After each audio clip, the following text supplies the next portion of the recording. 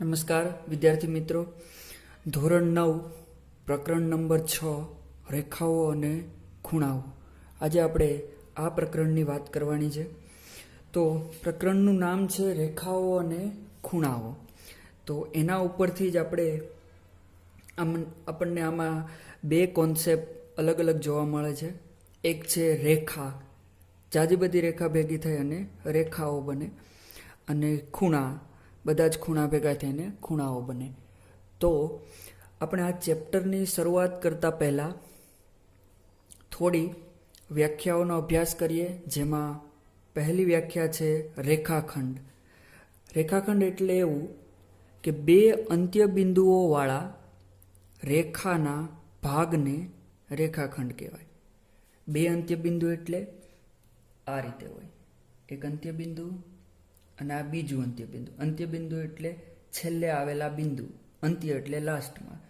તો બે અંત્યબિંદુવાળા રેખાના ભાગને આ રીતે, બે અંત્યબિંદુવાળા રેખાના ભાગને રેખાખંડ કહેવાય.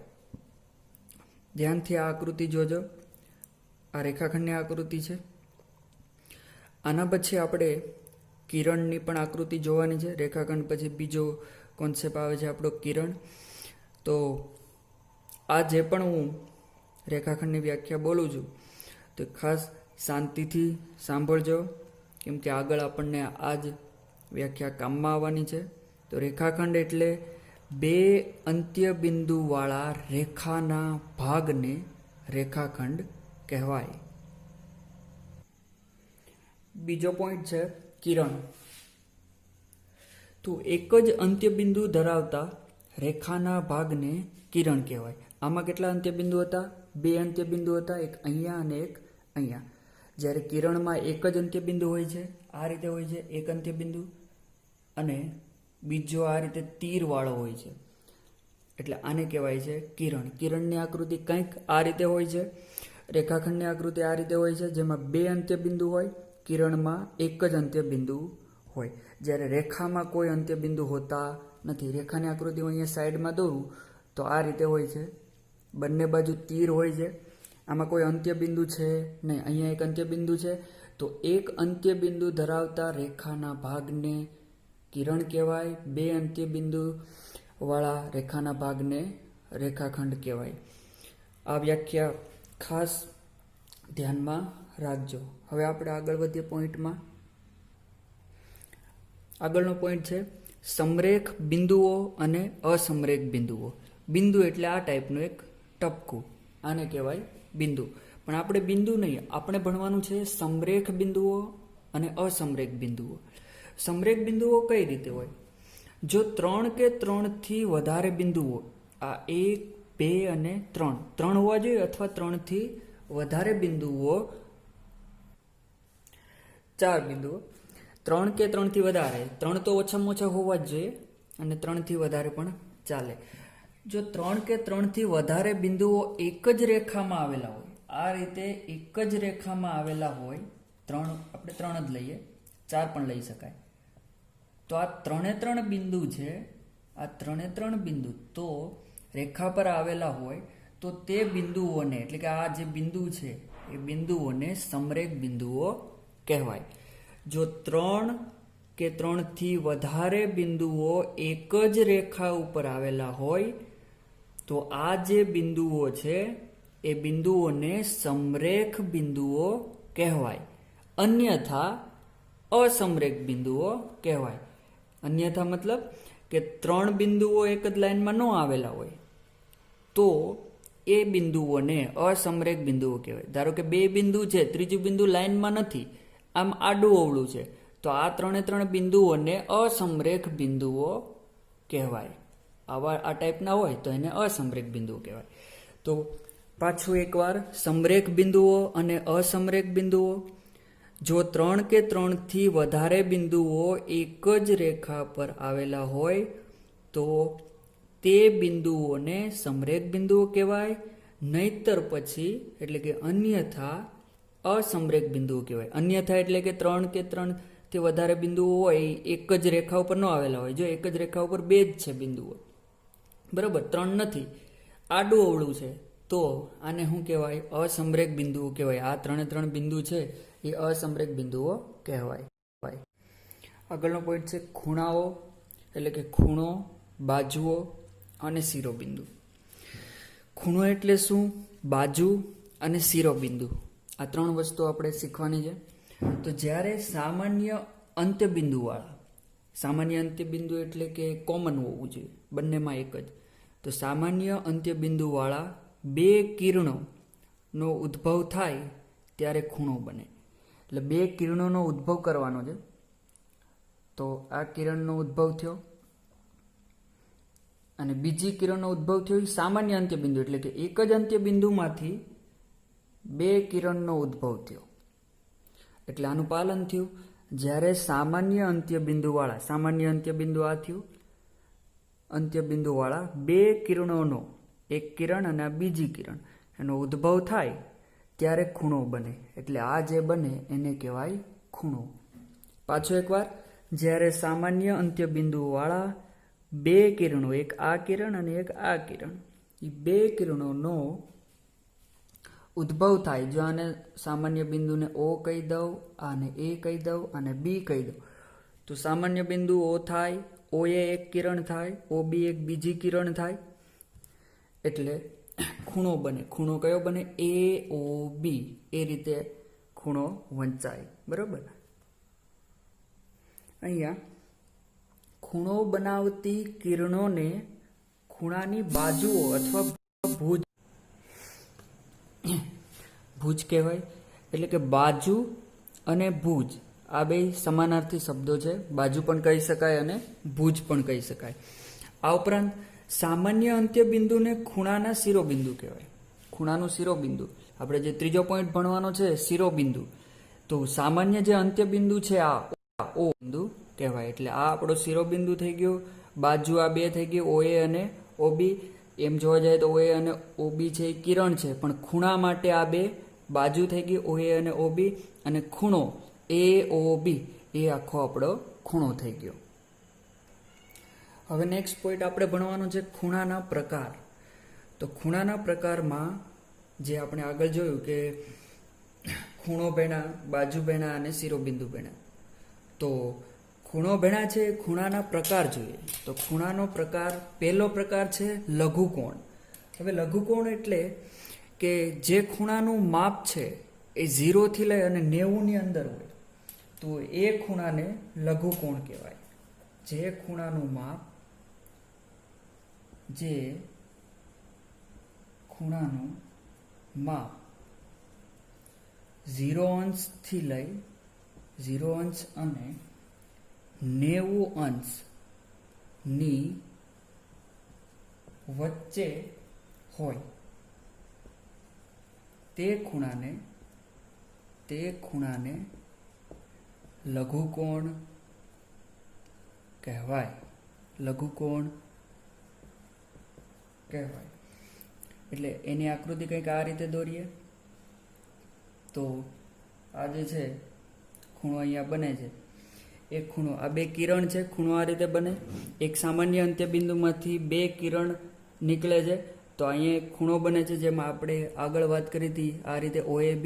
તો આ ખૂણો છે એનું માપ જો આ રીતે સીધું હોય તો આ 90 નો ખૂણો બને આખે આખો, પણ આ 90 કરતાં નાનું છે. એટલે જે ખૂણાનું માપ 0 અને 90 ની વચ્ચે હોય તે ખૂણાને લઘુકોણ કહેવાય. આ પહેલો પ્રકાર છે. હવે આપણે બીજો પ્રકાર ભણીએ. બીજો પ્રકાર છે કાટકોણ. એટલે કે જે ખૂણાનું માપ 90 અંશ હોય તે ખૂણાને કાટકોણ કહે છે. તો આ રીતે આ જે ખૂણો બને એ 90 અંશનો ખૂણો બને, તો આ ખૂણાને કાટકોણ કહેવાય. જો આ રીતે હોય તો આ 90 કરતાં નાનો બનતો હતો એટલો, એટલે આ કહેવાય લઘુકોણ. આ આખો ખૂણો જે છે ડાર્કવાળો એ કાટકોણ છે. અને હવે આપણે આગળ ત્રીજો ગુરુકોણ ભણવાનો છે. તો ગુરુકોણ, જે ખૂણાનું માપ 90 અંશ અને 180 અંશ વચ્ચે હોય તે ખૂણાને ગુરુકોણ કહે છે. 80 ની વચ્ચે જે ખૂણાનું માપ હોય એને ગુરુકોણ કહેવાય. કાટકોણમાં એક્ઝેક્ટ 90 અંશનો ખૂણો હોય અને લઘુકોણમાં 0 થી લઈ અને 90 અંશના ખૂણાની વચ્ચે એનું માપ હોય. હવે આપણે ભણવાનું છે સરળ કોણ. સરળ કોણ એટલે કે જે ખૂણાનું માપ 180 અંશ હોય તે ખૂણાને સરળ કોણ કહે છે. સરળ કોણ કહે છે. જે રીતે એક્ઝેક્ટ 90 હોય તો આપણે કાટકોણ કહીએ, તો એક્ઝેક્ટ 180 અંશ હોય તો એને સરળ કોણ કહેવાય. આ રીતે આખો ખૂણો બને તો આ 180 નો ખૂણો કહેવાય. વચ્ચેથી આ રીતે આમ ડોટેડ લાઈન કરીને આવો આખો ખૂણો બનતો હોય તો આ 90 નો અને આ 90 નો એટલે ટોટલ 180 થઈ જાય. તો આમાંથી શીખવાનું આપણે એવું છે કે 180 નો ખૂણો હોય તો એવા કોણને કયો કોણ કહેવાય? સરળ કોણ કહેવાય. નેક્સ્ટ, વિપરીત કોણ. વિપરીત કોણ એટલે શું? તો કે જે ખૂણાનું માપ 180 અને 360 ની વચ્ચે હોય તે ખૂણાને વિપરીત કોણ કહે છે. વિપરીત કોણ કહે છે. તો આપણે એક એક જોતા બધા જ ખૂણાનો અભ્યાસ કર્યો છે. પહેલો ખૂણો હતો લઘુકોણ. પાછું એકવાર બધાને રિપીટ કરી લઈએ એટલે આપણને ઉપરથી ખબર પડી જાય કે કઈ ટાઈપના ખૂણાઓ હોય છે. તો પહેલો હતો લઘુકોણ, એટલે કે 0 થી લઈ અને જે ખૂણો હોય આપણે થીટા કહીએ ખૂણાને, ગમે તે કહી શકાય. આ ખૂણો અહીંયા ખૂણો જ કહી દો. ખૂણો અને 90 ની વચ્ચે હોય તો આને લઘુકોણ કહેવાય. કાટકોણ 90 અંશનો ખૂણો હોય તો એને કાટકોણ કહેવાય. ગુરુકોણ જે ખૂણાનું માપ 90 થી લઈ ખૂણો 180 સુધી હોય તો આને ગુરુકોણ કહેવાય. જો આ લઘુકોણ છે એ અહીંથી આપણે જોઈએ તો આ આખો 90 કહેવાય. આ જે ખૂણો બને એ જે લઘુકોણ, અહીંથી આ જે ખૂણો બને સીધો આ 90 નો બને એટલે કાટકોણ. આ થોડોક 90 થી મોટો બને એટલે 90 અને 180 ની વચ્ચે ગમે તે હોય એને કહેવાય ગુરુકોણ. સરળ કોણ છે ડાયરેક્ટ સીધો જ 180 નો હોય, આખો કોણ સીધો 180 નો હોય એને કહેવાય સરળ કોણ. અને 180 થી લઈ અને 360 ની વચ્ચે હોય એને કહેવાય વિપરીત કોણ. તો 180 અને 360 આ ઉપર તો 0 થી 180 અને 360 એટલે નીચે કોઈ પણ રીતે આ ખૂણો જે બને તો અહીંથી શરૂઆત કરીએ, અહીંયા 90 થાય એટલો અહીંયા પૂગે ત્યારે 180 અને આ 180 થી વધારે તો આ જે ખૂણો બને એને વિપરીત કોણ કહેવાય. હવે આપણે ભણવાનું છે કોટિકોણ. કોટિકોણ એટલે એવું કે જે બે ખૂણાનો સરવાળો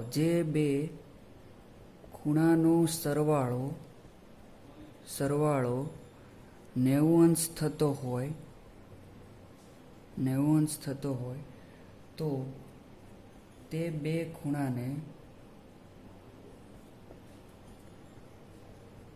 કોટિકોણ કહે છે.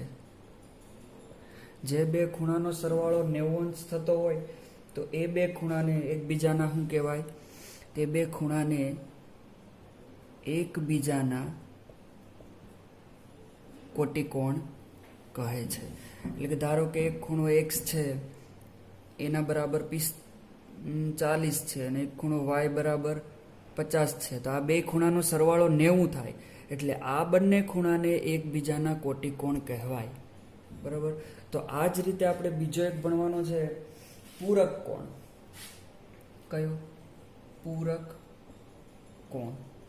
આના જેવી જ વ્યાખ્યા લખવાની છે, પણ અહીંયા જે બે ખૂણાનો સરવાળો 180 અંશ થતો હોય તો તે બે ખૂણાને એકબીજાના પૂરક કોણ કહે છે. અહીંયા શું લખવું પડશે? પૂરક કોણ. તો પૂરક કોણ કઈ રીતે હોય? એક્સનો ખૂણો જો 40 અંશ હોય તો y 180 કરવા માટે કેટલા ખૂટે? 140. તો આ બંને ખૂણાનો સરવાળો ટોટલ 180 થાય છે. તો જે બે ખૂણાનો સરવાળો 180 થતો હોય તો એ બંને ખૂણાને એકબીજાના પૂરક કોણ કહે છે. અને જે બે ખૂણાનો સરવાળો 90 થતો હોય તો એ બે ખૂણાને એકબીજાના કોટિકોણ કહે છે. હવે આપણે ભણવાનું છે આસન કોણ. આસન કોણમાં કઈ રીતે હોય કે આસન કોણમાં એ નીચે આકૃતિ દોરીએ. આ એક ખૂણો બન્યો, એ રીતે આ જે ખૂણાનું શિરોબિંદુ છે એને આ કહેવાય. બીજો એક ખૂણો બને આ રીતે. બરાબર. તો આ જે ખૂણો બન્યો એનો પણ શિરોબિંદુ આ છે. એ બી ડી. આ એક એબીડી ખૂણામાં એબી અને બીડી બે કિરણ છે. બરાબર. અને ખૂણાની બે બાજુ છે. બી છે એ ખૂણાનું શિરોબિંદુ છે. ડી બી અને અહીંયા એક લઈ લઈએ સી. બરાબર. આ રીતે આપણે બિંદુના અહીંયા આમ લીધા છે. તો આના માટે ડી બી સી ખૂણા માટે બિંદુ બી છે. તો આ સામાન્ય બિંદુ થાય છે. શિરોબિંદુ બંને ખૂણામાં સામાન્ય છે. બરાબર. તો આ રીતે આની કંઈક આકૃતિ આવે તો એની વ્યાખ્યા કઈ રીતે આવે? જો બે ખૂણાઓનું શિરોબિંદુ એક જ હોય. આ બે ખૂણા છે. જો બે ખૂણાઓનું શિરોબિંદુ એક જ હોય, આ એક ખૂણો અને આ બીજો ખૂણો, બંનેનું શિરોબિંદુ એક જ છે બી. બરાબર. આ ઉપરાંત શું લખવાનું છે? અને એક ભુજ. ભુજ એટલે બાજુ, કૌંસમાં લખો બાજુ, સામાન્ય હોય. આ એક ભુજ સામાન્ય છે, એક બાજુ. જો આ એ બી ડી ખૂણામાં બીડી આવે અને ડી બી સી ખૂણામાં પણ બીડી આવે, એટલે એક ભુજ સામાન્ય છે. અને આ ઉપરાંત પણ આમાં થોડુંક કંઈક આવે છે. અને સામાન્ય ન હોય, સામાન્ય ન હોય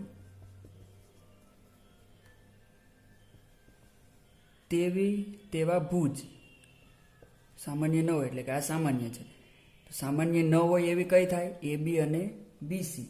તો સામાન્ય ન હોય તેવી ભુજ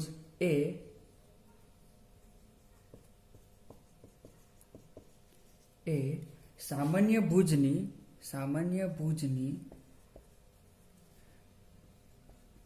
જુદી જુદી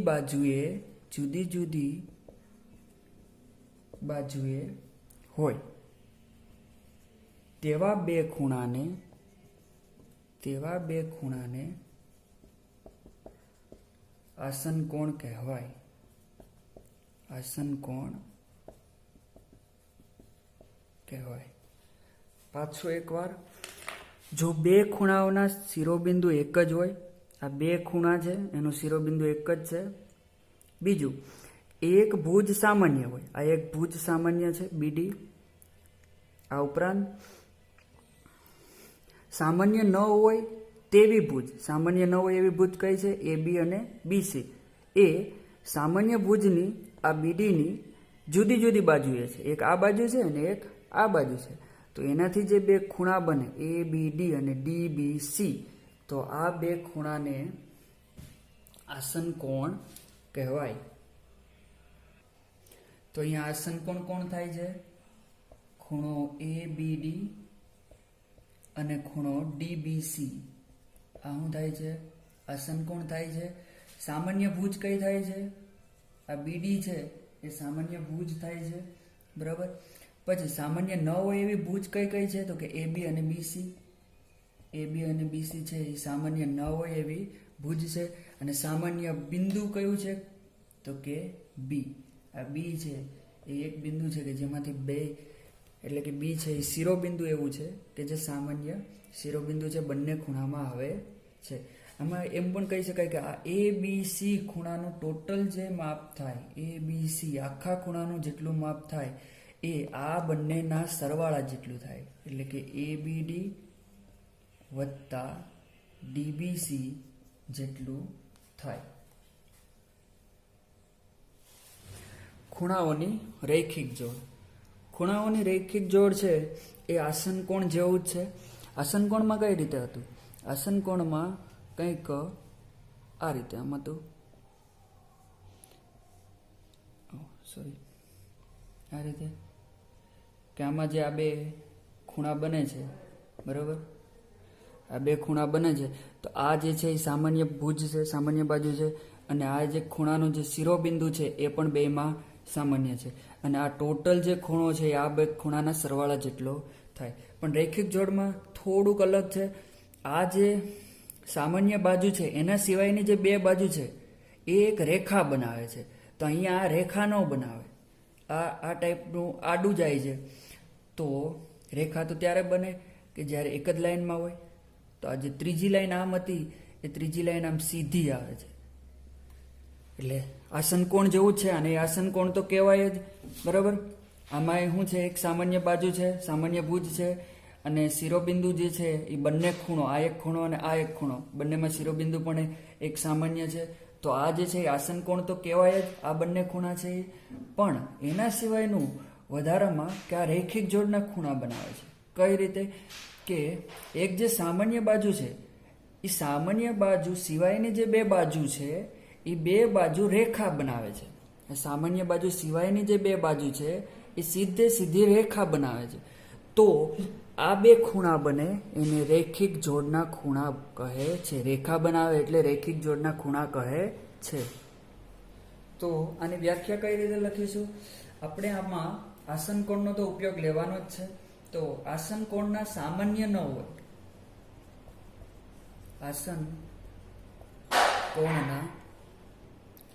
આસનકોણના સામાન્ય ન હોય,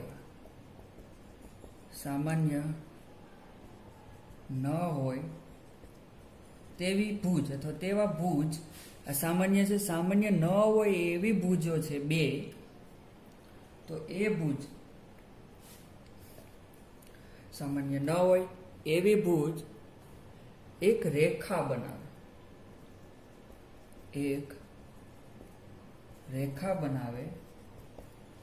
તો તેવા ખૂણાઓની જોડને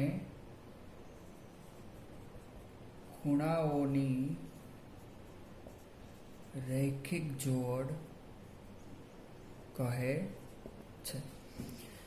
તો જે આસનકોણ હતો, આસનકોણની સામાન્ય ન હોય એવી બે બાજુ છે એ જો રેખા બનાવે તો એનાથી જે આ બે ખૂણાઓની જોડ બને, એક આ અને એક આ, બરાબર.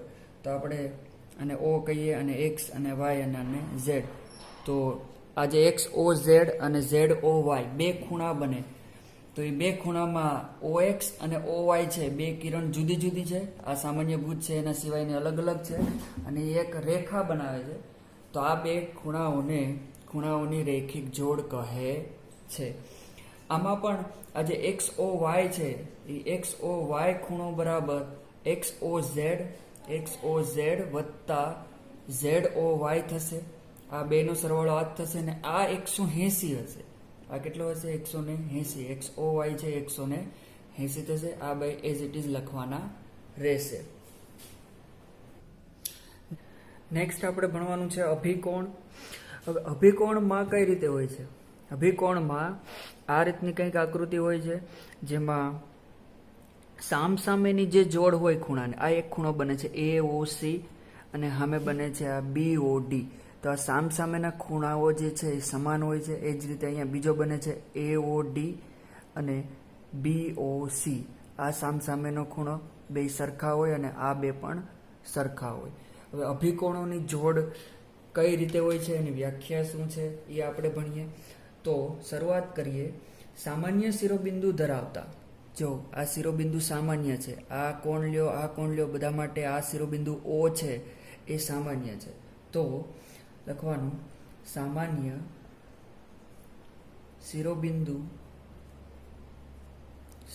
શિરોબિંદુ ધરાવતા બે ખૂણાઓમાં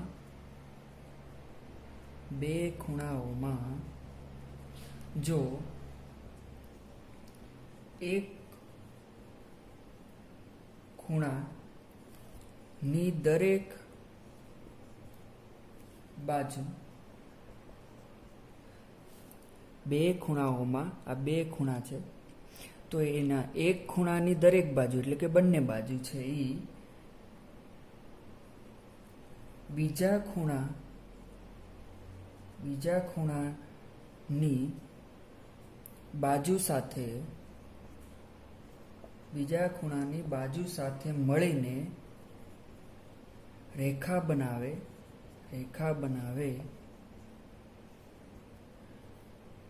તો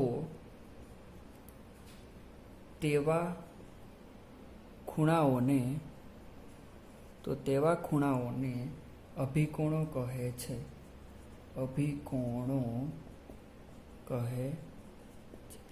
સામાન્ય શિરોબિંદુ ધરાવતા બે ખૂણાઓમાં, આ સામાન્ય શિરોબિંદુ છે, એમાં બે ખૂણા લઈ લઈએ. આ AOD અને BOD સામસામેના ખૂણા કહેવાય. તો બે ખૂણાઓમાં એક ખૂણાની દરેક બાજુ, એક ખૂણો છે એની દરેક એટલે કે બંને બાજુ એ બીજા ખૂણાની બીજી બાજુ સાથે, આ બીજા ખૂણાની જે બીજી બાજુ છે આ બે, એની સાથે મળીને રેખા બનાવે. જો આ ખૂણાની આ બાજુ છે એવો, એ આ બીજા ખૂણાની OB સાથે બનીને આમાં એક રેખા બનાવે. આ OD છે એ આગળના ખૂણાની એક બાજુ છે અને OC છે એ બીજા ખૂણાની એક બાજુ છે. તો એ બંને સાથે મળી અને બીજી રેખા બનાવે. તો આ જે બે ખૂણા છે એટલે કે ચોકડી બનાવે છે, તો એ બે ખૂણાઓને અભિકોણો કહે છે. એ જ રીતે અહીંયા પણ આ બે અભિકોણ થાય છે, ઉપરના આ બે અભિકોણ થાય છે. અને અભિકોણો હંમેશા શું હોય? સમાન હોય. અહીંયા અભિકોણની બે જોડ બને છે. એક જોડ આપણે લઈ લઈએ AOD અને AOD, એની સામે BOC, AOD અને BOC. એથી શરૂઆત કરીએ. AOD તો એની સામે કોણ છે? BOC. આ સામસામેના ખૂણા છે, અભિકોણ છે, એની એક જોડ બની ગઈ. અને બીજી જોડ જો આ બંનેને લઈએ તો AOC, ખૂણો AOC અને AOC, તો સામે DOB. આ અભિકોણની જોડ છે ને આ બંને સમાન પણ હોય. AOD બરાબર BOC અને AOC બરાબર DOB પણ કહી શકાય. પૂર્વધારણા, 3 જેટલી પૂર્વધારણા ભણી લઈએ.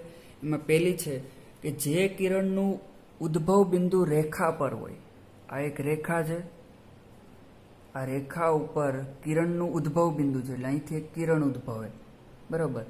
તો જે કિરણનું ઉદ્ભવ બિંદુ જે છે એ રેખા ઉપર હોય તો તેવા કિરણ અને રેખા, આ કિરણ અને રેખાથી બનતા ખૂણા, કિરણ અને રેખાથી આ એક ખૂણો બને અને આ એક ખૂણો બને. આ રીતે આ એક ખૂણો અને આ એક ખૂણો, એ બેયનો સરવાળો 180 થાય. આપણે રેખિક જોડના ખૂણામાં વાત કરી હતી એ રીતે આ એક ખૂણો અને આ એક ખૂણો બેનો સરવાળો સીધી રેખા બને છે એટલે 180 થાય. નેક્સ્ટ બીજી પૂર્વધારણા, જો બે આસન કોણોનો સરવાળો, બે આસન કોણ એટલે કે એક આસન કોણ આ રીતે જ થાય, એક આમ હોય, આ રીતે આપણે આસન કોણ બનાવતા હતા, પણ એ આસન કોણનો સરવાળો 180 થાય તો આ રીતે બનાવવો પડે, સીધી લાઈન દોરવી પડે આમ. તો આ જે બે આસન કોણ બન્યો, એક આ આસન કોણ અને બીજો એક બન્યો એ આ આસન કોણ, તો આ બે આસન કોણોનો સરવાળો જે છે એ 180 થાય, આ 180 જ થાય છે. તો તેની સામાન્ય ન હોય એવી બાજુ, આ સામાન્ય બાજુ કહેવાય, તો સામાન્ય ન હોય એવી બાજુ આ થાય તો એ એક રેખા બનાવે છે. હા બરોબર છે, સામાન્ય હોય એવી બાજુ આ છે, તો સામાન્ય ન હોય એવી બાજુઓ છે એ એક રેખા બનાવે છે. આ બીજી પૂર્વધારણા છે. હવે આપણે ભણીએ ત્રીજી પૂર્વધારણા. ત્રીજી પૂર્વધારણા, પરસ્પર છેદતી બે રેખાઓ, આ એક રેખા અને આ બીજી રેખા પરસ્પર છેદે છે એવી બે રેખાઓથી બનતા અભિકોણ, આ એક અભિકોણ કહેવાય, અભિકોણની જોડ સંગત આ એક અભિકોણની જોડ, એટલે આ એક અભિકોણની જોડ કહેવાય અને બીજી આ અભિકોણની જોડ કહેવાય. તો એ જોડ છે એ સમાન હોય એવું આપણે અભિકોણના થિયરીમાં આગળ ભણી ચૂક્યા છીએ. તો આ ત્રીજી પૂર્વધારણા હતી કે પરસ્પર છેદતી બે રેખાઓ છે એનાથી જે અભિકોણ બને છે એ અભિકોણ હંમેશા શું હોય? સમાન હોય. તો નેક્સ્ટ વિડીયોમાં આપણે 6.1 આધારિત દાખલાઓનો અભ્યાસ કરીએ. Thank you.